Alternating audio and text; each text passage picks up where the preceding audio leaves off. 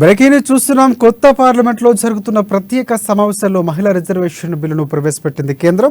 మహిళా రిజర్వేషన్ కోసం 128 రాజ్యాంగ సవరణ బిల్లును న్యాయశాఖ మంత్రి అర్జున్ రామ్ మేఘ్వాల్ లోక్సభలో ప్రవేశపెట్టారు.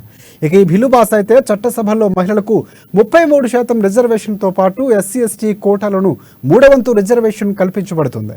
రాజ్యాంగం సవరణ ద్వారా మహిళా బిల్లుకు పార్లమెంటు ఆమోదం తెలపనుంది.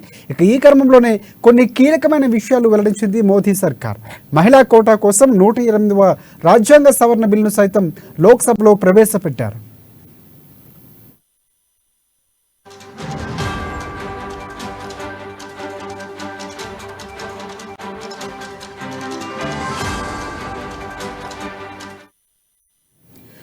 బ్రేకింగ్ న్యూస్ చూస్తున్నాం. కొత్త పార్లమెంట్ లో జరుగుతున్న ప్రత్యేక సమావేశాల్లో మహిళా రిజర్వేషన్ బిల్లును ప్రవేశపెట్టింది కేంద్రం. మహిళా రిజర్వేషన్ కోసం 128 రాజ్యాంగ సవరణ బిల్లును న్యాయశాఖ మంత్రి అర్జున్ రామ్ మేఘ్వాల్ లోక్సభలో ప్రవేశపెట్టారు. ఈ బిల్లు పాస్ అయితే చట్టసభల్లో మహిళలకు 33% రిజర్వేషన్తో పాటు ఎస్సీ ఎస్టీ కోటాలను 3/4 రిజర్వేషన్ కల్పించబడుతుంది. రాజ్యాంగం సవరణ ద్వారా మహిళా బిల్లుకు పార్లమెంటు ఆమోదం తెలపనుంది. ఈ క్రమంలోనే కొన్ని కీలకమైన విషయాలు వెల్లడించింది మోదీ సర్కార్. మహిళా కోటా కోసం 128వ రాజ్యాంగ సవరణ బిల్లును సైతం లోక్సభలో ప్రవేశపెట్టారు.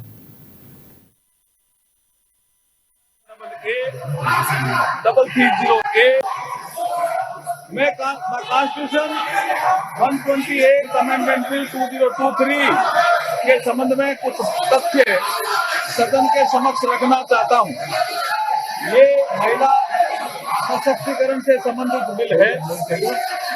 इस बिल के माध्यम से हम आर्टिकल 239AA, 330A और 332A और 334A इनमें संशोधन कर रहे हैं संविधान में। अध्यक्ष जी, 239AA के माध्यम से 33% सीटें national capital territory of Delhi के लिए महिलाओं के लिए रिजर्व होगी। आर्टिकल 330A के माध्यम से तो रिजर्वेशन ऑफ सीट्स और SC ST in house of people इसमें मैं आपको बता रहा हूँ कौन से उसमें है। आर्टिकल 332A है इस में है